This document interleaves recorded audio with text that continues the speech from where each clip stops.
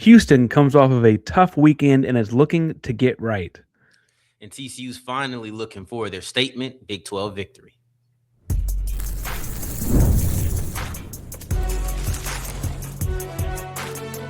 You are Locked On College Crossover, part of the Locked On Podcast Network. Your team every day. It is a crossover edition of Locked On Cougs and Locked On Horned Frogs. I'm also Locked On Cougs Park here, joined by Darrion Gray. Darrion, I usually offer some weird question of the day for a foodie kind of deal or something to just get people talking in the conversation down below. But I mostly got to ask, how do you stay warm in a time like this? It is cold outside. Man, I wish that you would have told me that before. I would have came in my whole, had the little mask, covers up everything, hoodie on. I had a jacket on top of a jacket. I went into the store and I was burning up. But when I stepped outside, I felt smart. But inside, I was like, oh, man, let's get this off ASAP. Speaking of inside, this is an indoor sporting event, notably. Yes. We're going to talk to you about Houston TCU, brought to you by Game Time. If you want to get into the game, I'd imagine those tickets get cheaper as we get closer. We got more on that fun later. But Houston comes into this game coming off of a tough weekend. TCU comes into this game looking to kind of turn the ship around. Yeah. Darrion, in the elevator pitch of sorts for Houston Cougar fans that maybe haven't followed the Horned Frogs, how has this basketball season been? Because I feel like it's been a lot of, they almost did it when you look at the Sports Center highlights. Yeah, it's been a roller coaster. And I did this weird thing on my show yesterday where I tried to do the roller coaster with my hands and then also with sound effects, but I'll just use my hand this time. But it's been up, right? And then you had a little plateau and then, or a decline, and you had a plateau, and now it feels like they're trying to climb back up. And just imagine a crazy roller coaster where you don't really know which way it's going to turn. That's the TCU season. Now, this isn't a roller coaster you've been on before. This is a new one. So you're just waiting for the next dip or the next up or the next steady. And as you study, I think everybody knows, okay, pew! And then right when that drop, I said I wasn't going to do a sound effect, but then right when that drop happens, you're caught off guard. And that's what it feels like it's been happening for the season. It's just, hopefully we're about to see an incline from TCU. I'm sure Cougars don't want to hear that, but the Horned Frogs are hoping to see a statement victory, like I said in the opening. Well, and I asked that mostly, though, Darrion, because, like, look, you beat Florida early in the season. I wanted it was before Thanksgiving. It might have been on Thanksgiving, before Thanksgiving, around then. And I was in Louisiana, so it was either Thanksgiving or the day before. So yeah, it was right. There you go. There you go. And frankly, thank you for that. It's always good to see a Big 12 team knock off an SEC team. But every other game, it's like a like moral victory for TCU thus far has been a figurative victory, sure, but a literal loss and close losses. I mean, Kansas in overtime on the road. It was Notre Dame also in overtime. BYU by just 6 points. Arizona was a 13-point win. Is that because they're really good or because they can't close? What's going on there with all that?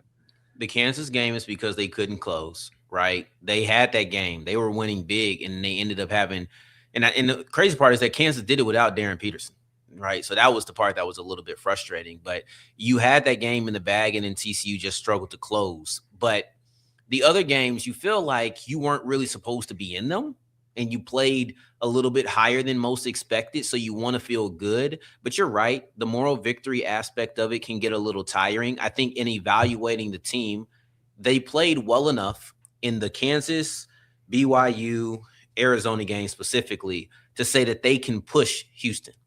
What we're trying to see is what do they need to show to prove that they can beat Houston? That's the question, and I don't think we'll have the answer for it until it actually happens. But it wouldn't shock me if this game is closer than many Cougar fans would expect.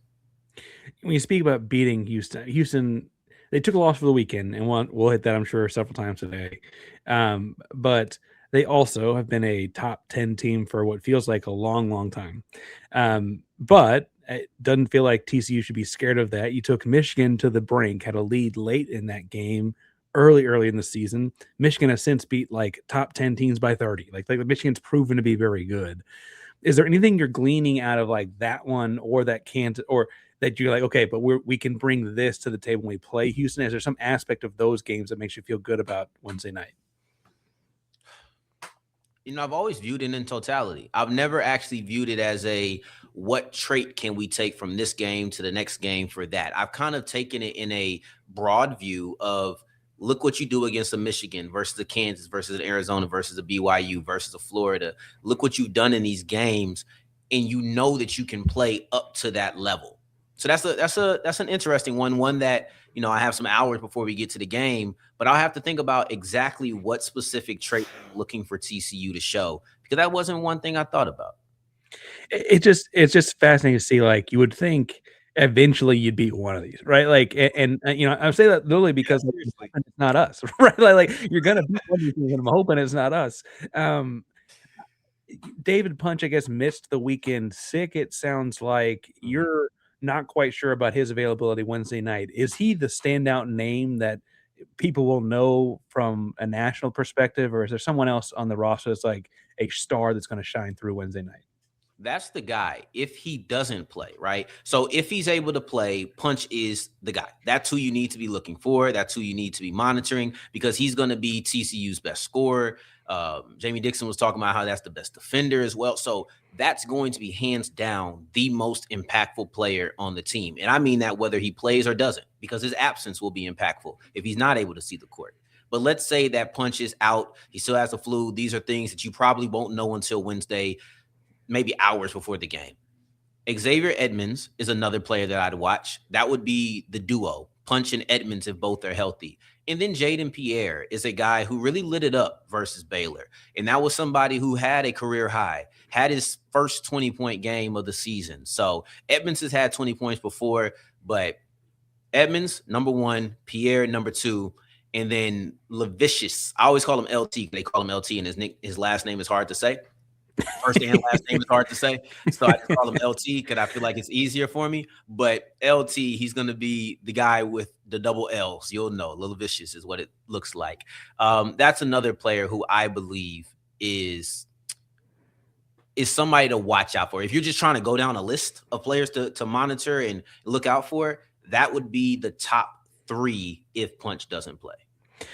Houston, so you mentioned that top three, and Punch himself 6'7", Edmonds is 6'8", LT is 6'7", and not to like do the meme over and over again. That's a lot of size, and Houston struggled with JT Toppin over the weekend. Now Toppin is returning Big 12 Player of the Year at Tech, right? Like he is not just big, but he is big. Do you see that being an advantage for TCU? I mean, Houston's got a young roster. They're rebounding in a way that doesn't feel like old Houston teams necessarily. Is that a thing that you think TCU can do in this one on Wednesday? I'll tell you what, Jamie Dixon doesn't. I almost think it doesn't matter what I think.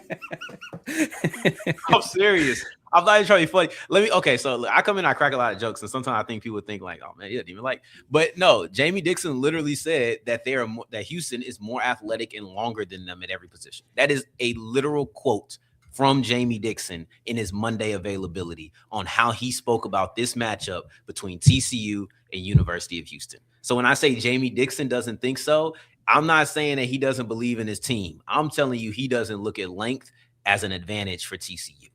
That's from him. That is from him. What else can I say, Parker? Like, can I say anything outside of that? I mean, that's what he said. Well, and Dixon has had a couple hiccups here and there at TCU. I will say I thought he was a pretty strong coach when he got that job, and when Houston came into this conference, I thought of him as one of the stronger coaches in the conference. They've had a couple of not so great years. I don't know what the tie-in there is necessarily, but I guess we're going to take his word on that. Do you think it's because the other two starters are both 6 feet tall? Like is there some combination that because they have those three long guys, and then they two guys are like they list what's the guy Brock Harding? They list Brock Harding at 6 foot tall. That dude's 5'11", right? Yeah. That could be what it is. It could be the amount of players, right? So top end, you have these guys who are taller, lengthier, but throughout, it's like doesn't look at it, right? I didn't look at Houston's height on their players, but you think about a guy like Pierre, 6 foot. Look at a guy. I think Michael Robinson is pretty solid size, like and he's gonna play a part in the game. I kind of skipped over some players because LT is such a good 3-point shooter. That's why he sticks out to me, in case anybody was curious on why he's number 3, despite not being the 4th or 5th highest scorer. He's a 3-point guy in my brain who does a lot of good things for you. But yeah, it's probably that because even let's see how tall he is. He's 6'7" too. I don't know. Dixon said it. When Dixon said, I just rolled with it. I ain't want to fight it.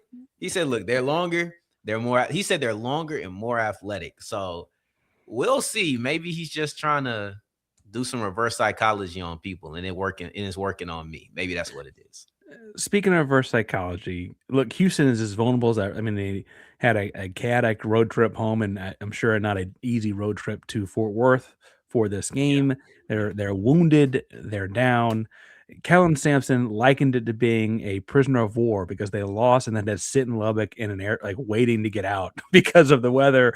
And I want to talk about how that actually may be the way that Houston's feeling right now, may be an impact on this game in just a second. But first.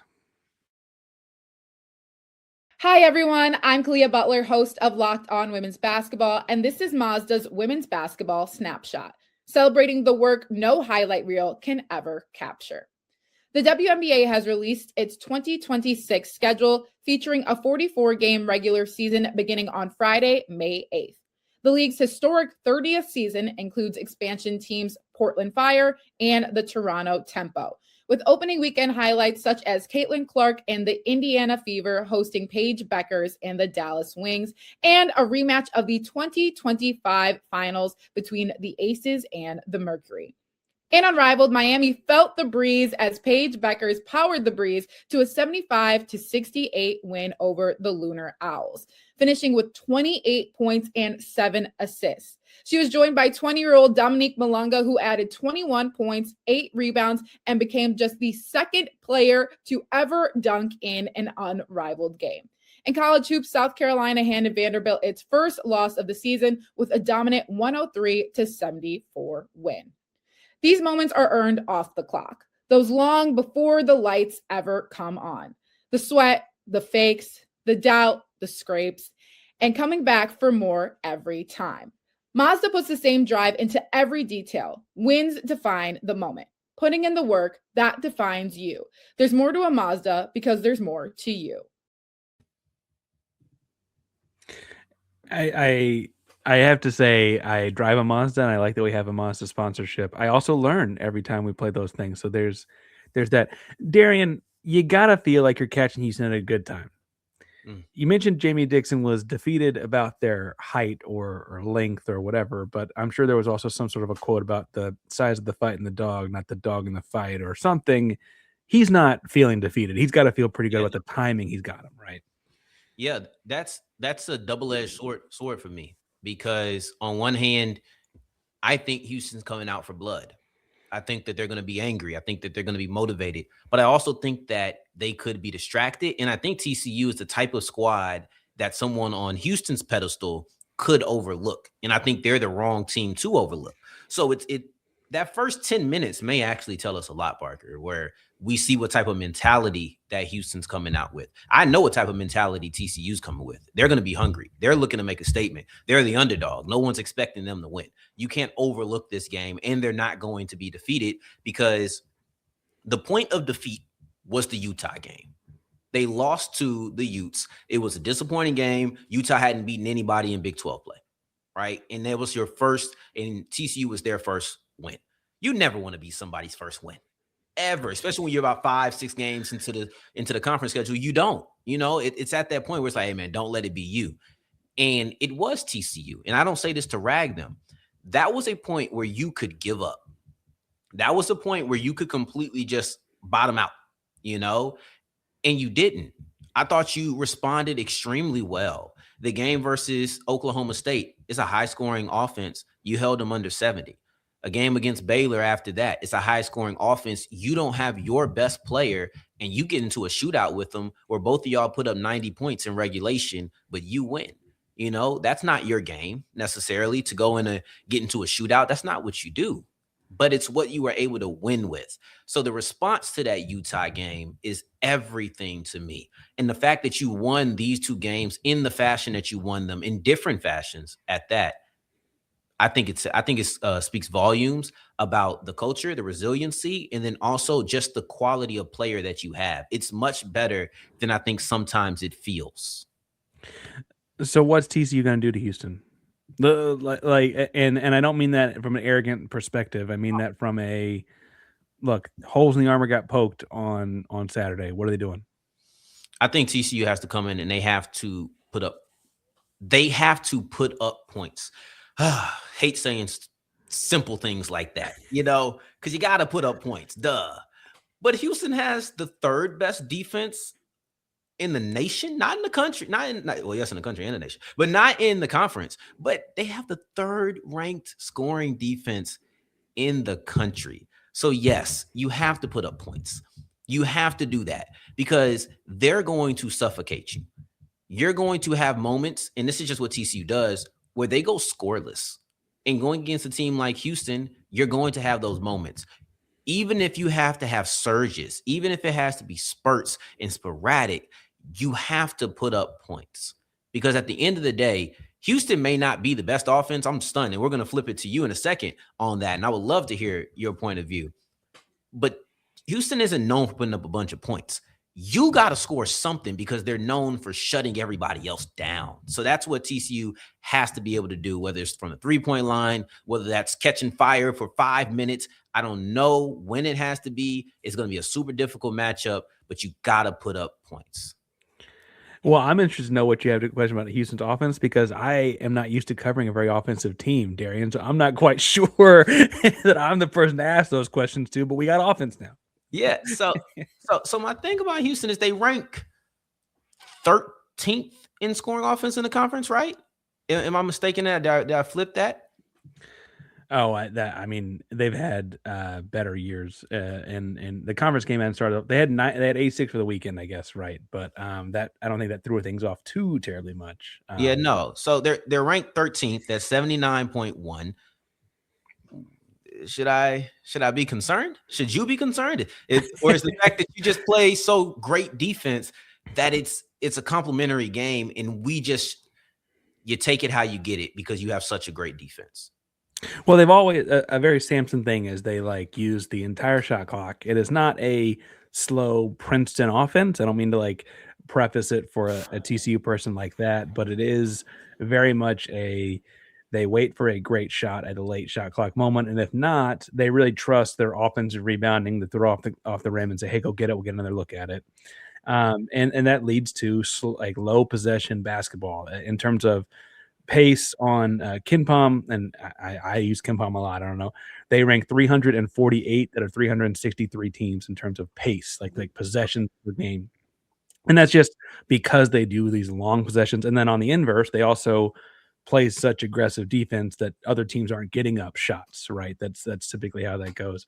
They also for as aggressive as their defense is, they don't play beyond we all played high school basketball. They don't play beyond the volleyball line, right? They kind of pack it inside the 3-point line and they force you in a lot of ways to attack. And so they do those kinds of things schematically.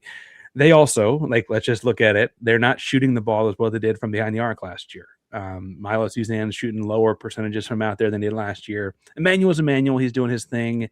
You didn't exactly replace LJ. Kingston does a lot of things very well. He's a top 5 pick. I don't mean this negatively. LJ Cryer was a shooter, and that's just something you're missing outside, right? And so those things are hurting them a little bit. And look, they're playing on the road this weekend in an environment they lost in a couple years ago. They've got 3 freshmen, 3 true freshmen and a redshirt freshman that are all in the rotation. And it shows at times. It showed at times in Lubbock. And I think that shows more on offense when you're making decisions or passing the ball up or waiting, right?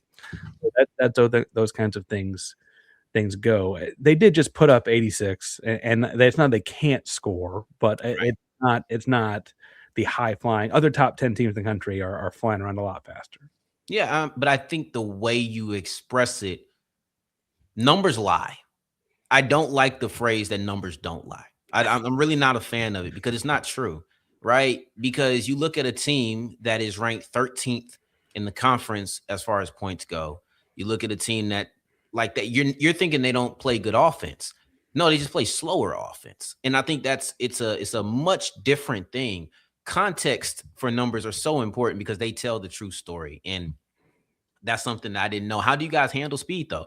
right? Because TCU likes to run. Is it just a stop ball? Is Houston just that we're going to stop ball? We're going to do that, or do they? Excuse me. Of course, you want to stop ball, but do they struggle when they aren't able to stop ball? I mean, I think there are aspects of Tech over the weekend that felt like Houston was getting sped up. Again, the game was 90-86. That's not exactly a game Houston's typically playing. They're typically more like 70-60 or 65-55. Like they're typically a lot lower scoring than that. They won a high scoring game, a fast paced game against Arkansas earlier this year at a neutral site, and that felt like oh, maybe we can play that way, kind of a game.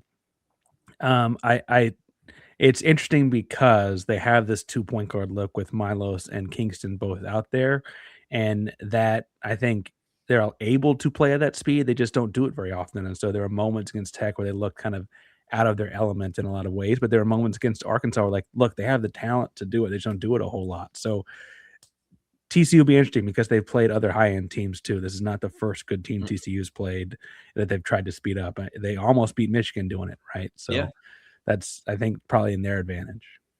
Yeah. Okay. Well, that's what I'm looking forward to, this the battle of pace, because that's going to be something that's big. If you feel like you don't have the athletic and length advantage, it's like, okay, well, speed might not work with athleticism. Slowing down and getting in the paint might not work with length. But I think that TCU has the ability with some of their players, if Punch plays. I think it's become so much more difficult if Punch is unable to go. But if he's able to go and you have your guys in Punch and Edmonds as your two guys who are leading the charge, I think you have a chance to make this a really competitive game. And I'll be interested, because if it happens again, Parker, and I'm not here to blow smoke, but if they're once again competitive, you have to look at them as a team who could upset anybody.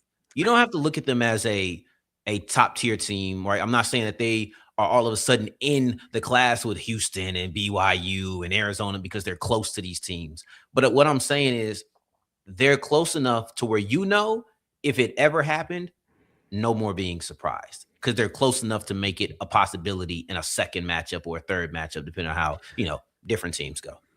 Well, and I want to talk about what the Big 12, more basketball in just a second, but we are trying to get people to the game. And one of the ways you can get there is with our buddies Darrion over at Game Time. Game Time. Listen, if you're like me, I'm always looking for a cheap ticket.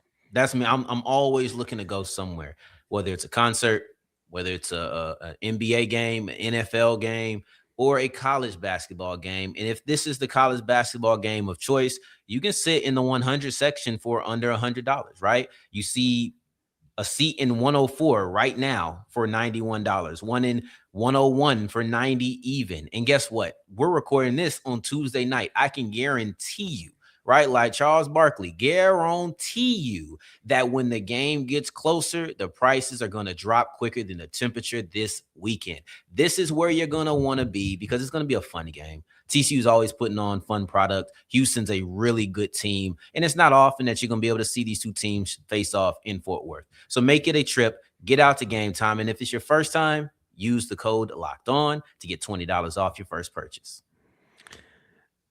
And if you're trying to make the game a little extra exciting, or just make sports a little extra exciting, I also want to tell you about our buddies over at FanDuel, because this is our last call for football, as sad as that might be. There's one final Sunday, one last kickoff, one last chance to get in the action before the NFL season officially comes to a close. And Super Bowl 16, FanDuel are making sure you're right in the middle of it with a special offer just in time for that biggest game of the year. Now, whether you're backing the favorite, riding the underdog, building one last same-game parlay, this is the one that everyone's been waiting for. It is all eyes on the big one. And perfect way to cap off the season and make Super Bowl more exciting is the kickoff to the final whistle.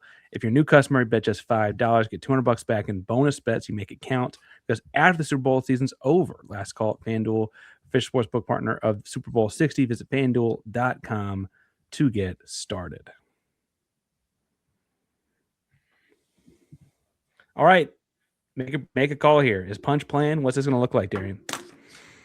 I'm going to say no. No, I'm going to say yes. I'm going to say he's going to fight through it, because Monday he was supposed to be out there at practice. Jamie Dixon had his availability before practice, not after. So he wasn't able to give an update at all. And it's the last time we heard from him. But I'm going to say he plays. He had the flu over the weekend. I mean, come on. We see people play through these things. So this will be day 4, 5, right? Saturday, Sunday, Monday, Tuesday, Wednesday. It'll be day 5. We've seen people play through the flu. So I'm going to say Punch hops out there and he plays. And for what it's worth, they beat Baylor over the weekend without him. All right, so how's this play out then? He's playing a couple days off of sick. He's had a lot of Pedialyte. How's it go?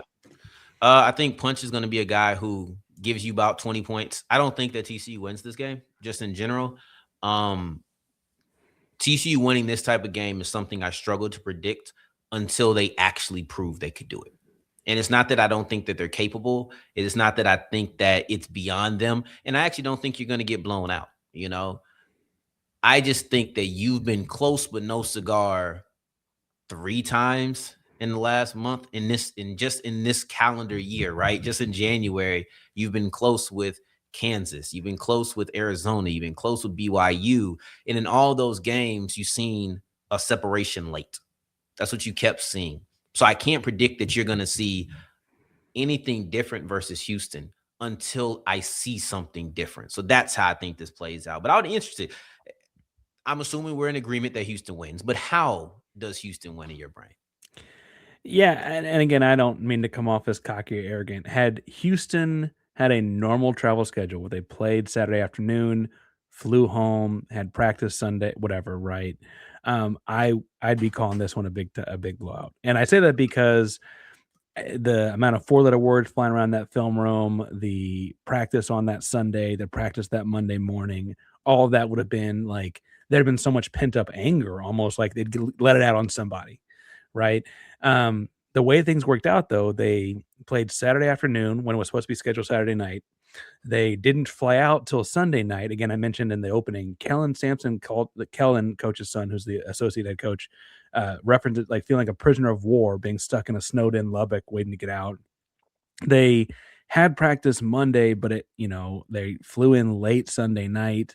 They then had to get to Fort Worth on Tuesday in its own weather. I mean, in DFW, weather's crazy right now, right? Like, crazy. I think that some of that almost, I don't mean to say softens the blow, but adds like a layer to this, where I do think Houston wins. I think they have some get right in it. I think it's probably closer than people want to act like it's going to be. TCU keeps these games close. I think Houston makes a couple of simple things at the end. And look, bluntly, if we're going to get into Jimmy's and Joe's and X's and O's, I don't know. I mean, when it's, gut punching time, I don't know who covers Kingston Flemings. He's going to get to the basket and get some points at the end of the game, and I think that's going to be it. I think that's going to go. And let me tell you this. I don't care if it's because they got in late. Like, no one on this side cares. No one cares on this side why the game is close, because at the end of the day, if TCU beats Houston, no one in Fort Worth, no one with a 214-972-817-469 area code is going to be saying, well, them boys in the 713, they ain't really get in till Sunday night. And no one's saying that, right? We're all looking at it and saying, you got your statement victory. I liken it to, I can't remember exactly who it was, but we were on the squad show pretty much every week during football season. And somebody had a backup quarterback. And they lost because they had a backup quarterback. Quarterbacks been dropping like flies this year. So I don't remember which Big 12 team it was. But I'm sure you remember this interaction between two hosts. I think one was Utah. Was it Utah and Arizona State? Was it? JT feels right on this. I don't know where but yes. They did have a backup quarterback doing points this year. They kept saying, hey, look, yeah, you lost with a backup quarterback. But it's like, you still lost. And at the end of the day, that is the approach that I'm going to take. That's the approach that I think most TCU fans would take. And I'd also say that they're viewed so differently. Houston and TCU are viewed so differently. There is such a gap that even with that weird schedule, the expectation would still be for Houston to win. So if they lost, I still think it's something to talk highly about, even if you want to use those other things, So, but even if it's one of those things where, you got lucky, we'll take it. That net rank is going to be the same. That quad one is still going to be quad one. That's how I kind of view it. So I'm okay if the reasons you say are the reason it's close and TCU wins. Well, and like I said, I still think Houston wins a close one. I just think it's going to feel feel ugly and closer than it should be. Now I'll be trying to be live after the fact, weather, late night, all that kind of. The game tips off like after 8 o'clock Central Time. But Darrion, it's a wild time between portaling and this, and apparently contracts mean nothing if you ask Duke and Miami about it. What have you got going on at TCU this week before we get out of here? We're having some fun, so tomorrow or Friday, actually, we'll be having a conversation around Jaden Craig versus DJ Lagway. That's TCU transfer quarterback and Baylor's transfer quarterback, and just how you go about it. It looked like Baylor was about to lose Lagway for a while. Was he going to go to Ole Miss? It was another school that people were talking about. Just the difference in having a splash that is national and what feels like a more concrete player trying to make the leap from FCS. But Jaden Craig is the biggest the biggest transfer portal addition that TCU made at the biggest position possible of quarterbacks. So that's what we're talking about for most of this week. And Houston's in the middle of a basketball season with high hopes. So obviously we got this game, Cincinnati over the weekend. You're working towards this mid-February gauntlet with Iowa State, Arizona, and Kansas in a span of 9 days. And so how do we get ready for that as we get there? And it's been a fun ride. We also have to grade the portal and that is wrapped up. We have a high school recruiting classes that move into spring practice. It's going to be a lot of fun. So hit subscribe to both Locked On Cougs and Locked On Horned Frogs. If you are a Big 12, a basketball, a college football fan, anything in between. And thank you all for making us your first listen of the day. I wrap up with Go Cougs, dear. I know you're the Math of the South. I don't know quite where you wrap up with things, but I put one of these up. I drop one finger off, right? You put I can't throw it up, but I'm gonna put that one down, put the pinky down, and tell them take care, stay blessed. Peace.